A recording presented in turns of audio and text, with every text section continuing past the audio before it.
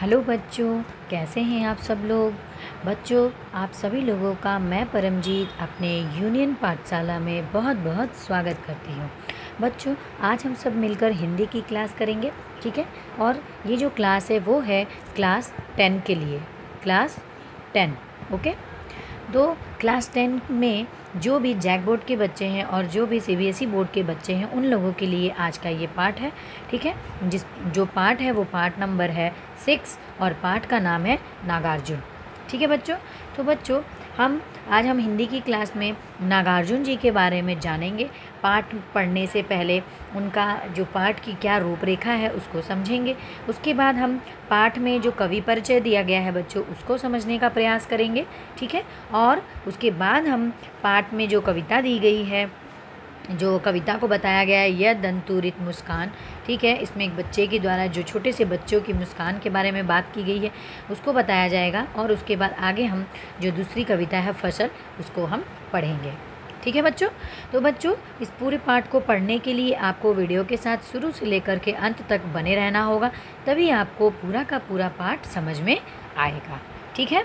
तो चलिए पाठ को हम स्टार्ट करते हैं। पाठ में नागार्जुन जी के बारे में जो परिचय दिया गया है उसको हम समझते हैं, ठीक है। उससे पहले, उस परिचय को समझने से पहले जो पाठ का सार है उसको हम, पाठ का जो परिचय दिया गया है, पाठ की क्या रूपरेखा है उसको हम समझते हैं, ठीक है, कि क्या है ये पाठ। जो है बच्चों, नागार्जुन द्वारा जो कविता दी गई है, यह दंतुरित मुस्कान कविता के अंतर्गत कवि में एक छोटे बालक की मुस्कान का वर्णन किया है, ठीक है। बालक की मुस्कान को अमूल्य माना गया है बच्चों। यहाँ बालक की मनोहरी मुस्कान को देखकर उदासीन व्यक्ति के जीवन में भी पूरी तरह से रस भर जाता है। साथ ही कवि ने वात्सल्य भाव की भी अभिव्यक्ति कविता में की है, ठीक है। बच्चे की कोमल दंतुरित मुस्कान कठोर से कठोर हृदय को भी पिघला देती है, ठीक है। उसके बाद जो प्रस्तुत पाठ में जो फसल कविता दी गई है बच्चों, फसल कविता में कवि ने अनेक तत्वों का उल्लेख किया है जिसके सहयोग से फसल का निर्माण होता है। कविता में फसल के निर्माण में किसान की क्या भूमिका है, उसके परिश्रम को रेखांकित करने के साथ साथ ही मिट्टी, जल, सूर्य, हवा आदि सभी के योगदान को भी बताया गया है, ठीक है बच्चों। इसमें फसल कविता में प्रकृति व मनुष्य के परस्पर सहयोग का भी परिणाम निकाला गया है, जो कि फसल के रूप में आप लोगों के सामने प्रस्तुत है, ठीक है बच्चों। तो प्रस्तुत जो कविताएं हैं बच्चों, इस कविताओं को देने वाले जो कवि हैं, कवि नागार्जुन, उनके बारे में हम कुछ बातें जान लेते हैं कि कवि नागार्जुन जी प्रगतिवादी विचारधारा के प्रतिनिधि कवि नागार्जुन का वास्तविक नाम वैद्यनाथ मिश्र था, ठीक है।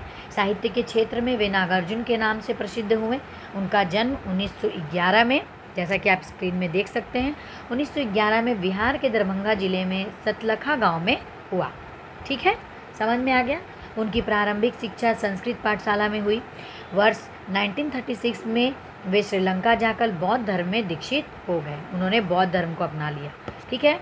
फिर 1938 में वे स्वदेश लौटे, अपने देश लौट गए, वापस आ गए। नागार्जुन घुमक्कड़ और फक्कड़, ठीक है, स्वभाव के कारण प्रसिद्ध थे। नागार्जुन ने हिंदी और मैथिली भाषा में लेखन कार्य किया था, ठीक है। उनकी प्रसिद्ध काव्य कृतियाँ युगधारा, सतरंगे, पंखों वाली, हजार हजार बाहों वाली, तुमने कहा था, पुरानी जूतियों का कोरस, आखिर ऐसा क्या कह दिया मैंने, मैं मिलिट्री का बूढ़ा घोड़ा, ठीक है, ये सारी उनकी रचनाएं हैं, प्रमुख रचनाओं में आती है, ठीक है। बलचनवा, रतिनाथ की चाची, जमनिया का बाबा, उग्रतारा, ये प्रमुख उनके उपन्यास हैं, माने जाते हैं, ठीक है। उन्होंने उपन्यासों की भी रचना की थी। मैथिली भाषा में काव्य रचना के लिए इन्हें साहित्य अकादमी पुरस्कार प्राप्त किया गया। नागार्जुन की भाषा सरल, सहज और बहुत ही प्रवाहमयी है, ठीक है। उनकी भाषा में तत्सम शब्दावली के साथ साथ देशी, विदेशी और मुहावरे का भी प्रयोग हुआ है।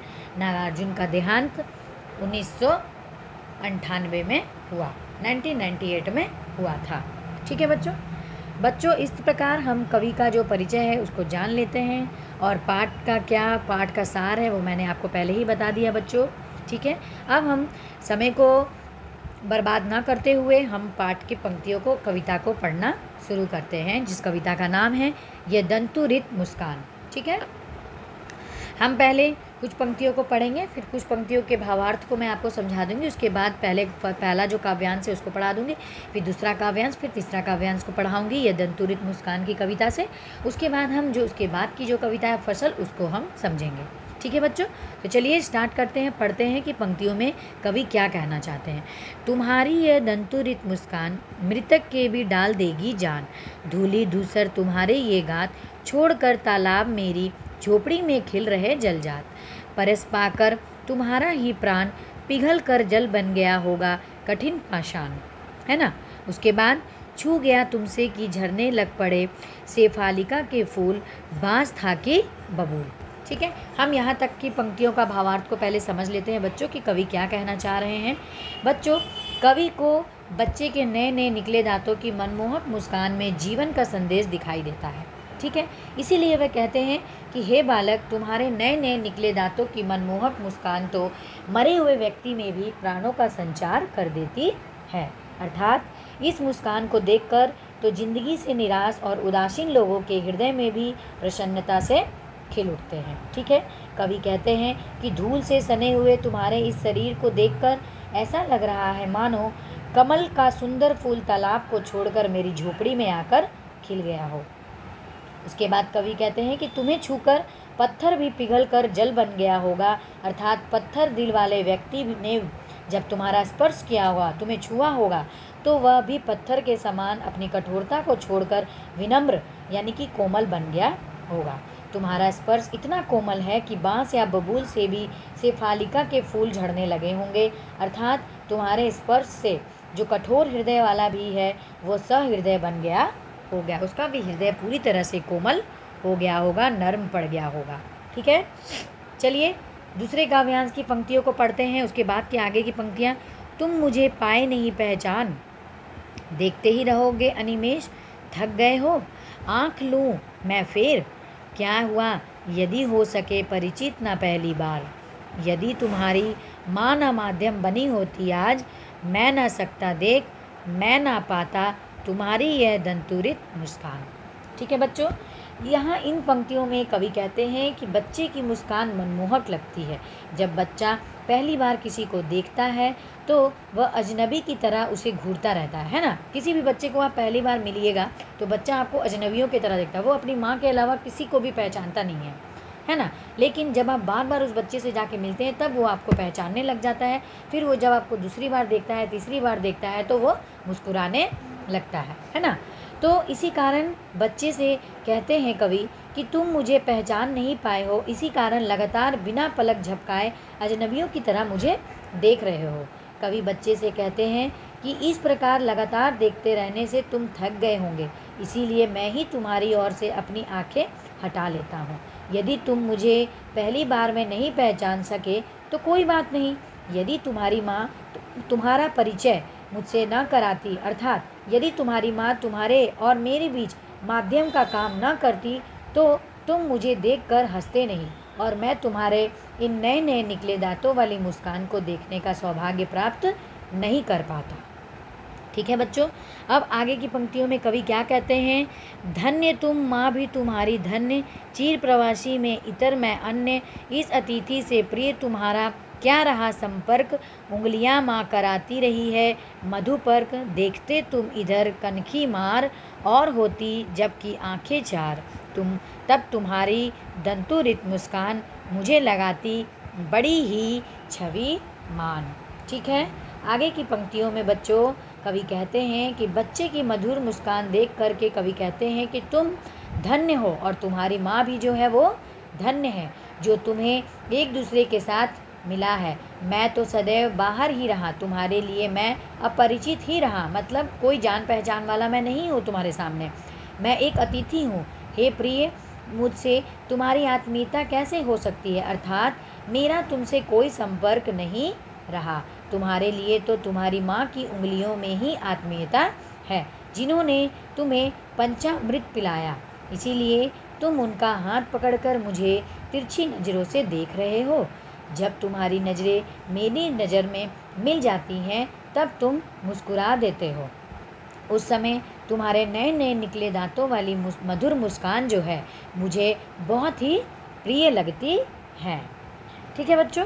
बच्चों यहाँ जो कविता थी आपके सामने प्रस्तुत, ये दंतुरित मुस्कान, यहाँ समाप्त होती है। अब आगे की जो कविता है फसल, हम उन कविता की पंक्तियों को पढ़ते हैं। ठीक है कि क्या आप कह रहे हैं। हम उनकी पंक्तियों को पहले पढ़ लेते हैं कि क्या कह रहे हैं। चलिए स्टार्ट करते हैं। एक के नहीं, दो के नहीं, ढेर सारी नदियों के पानी का जादू। एक के नहीं, दो के नहीं, लाख लाख कोटि कोटि हाथों के स्पर्श की गरिमा। एक ही नहीं, है ना, दो की नहीं, हजार हजार खेतों की मिट्टी का गुण धर्म है। ठीक है, कवि इस बात को स्पष्ट करते हैं बच्चों कि लहलहाती फसल को पैदा करने में प्रकृति और मनुष्य दोनों का ही पारस्परिक सहयोग होता है। दोनों का सहयोग पूरी तरह से सम्मिलित होता है। ठीक है बच्चों, इसीलिए वे कहते हैं कि फसलों को पैदा करने में केवल एक या दो नदियां ही नहीं अपितु बल्कि अनेक नदियां अपना जल देकर उसकी सिंचाई करती हैं। उसमें केवल एक या दो मनुष्यों का ही नहीं बल्कि लाखों करोड़ों मनुष्यों का परिश्रम मिलता है।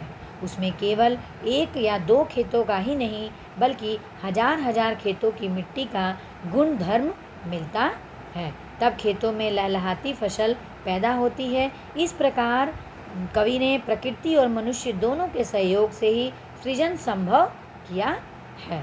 ठीक है बच्चों, चलिए अब आगे क्या है। फसल क्या है? कवि प्रश्न करते हैं कि फसल क्या है?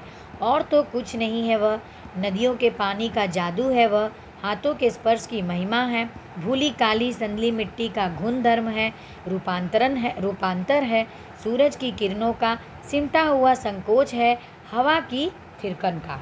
ठीक है, कवि यहाँ क्या कहते हैं बच्चों?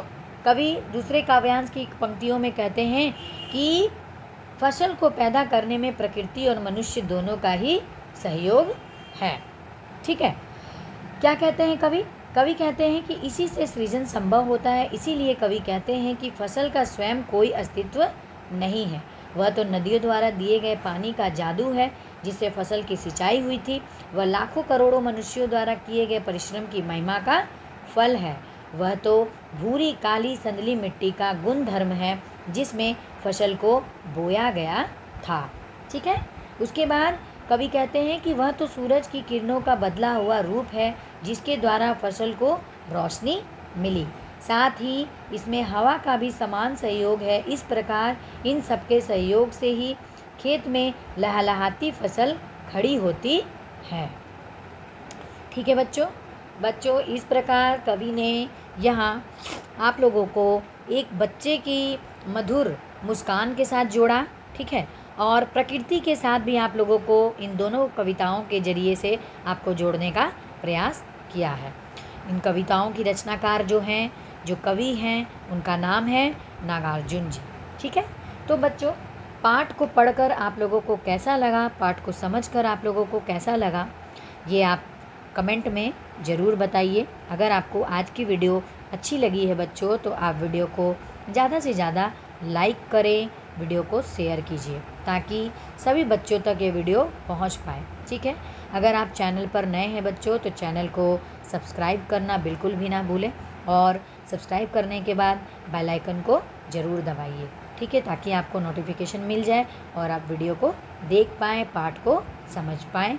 ठीक है, और आगे मैं और भी वीडियोज़ आप लोगों के लिए लेकर के आऊँगी। आगे का जो पार्ट है पार्ट 7 यानी कि चैप्टर 7 क्लास 10 का। ठीक है, इस प्रकार हिंदी का सारा सिलेबस हम कंप्लीट करेंगे। 1 बाय 1 चैप्टर लेकर के आऊँगी मैं और सारा आपका सिलेबस यहाँ कंप्लीट करवाऊँगी। ठीक है, तो बच्चों आज की वीडियो में मैं परमजीत आप लोगों के लिए इतना ही लेकर के आई थी। वीडियो आपको कैसी लगी आप कमेंट में ज़रूर बताइए और वीडियो के साथ बने रहने के लिए मैं परमजीत आप लोगों का बहुत बहुत धन्यवाद देती हूँ। बहुत बहुत शुक्रिया और वीडियो को देखने के लिए थैंक यू सो मच। आज के लिए इतना ही था बच्चों, thank you so much, bye bye, take care.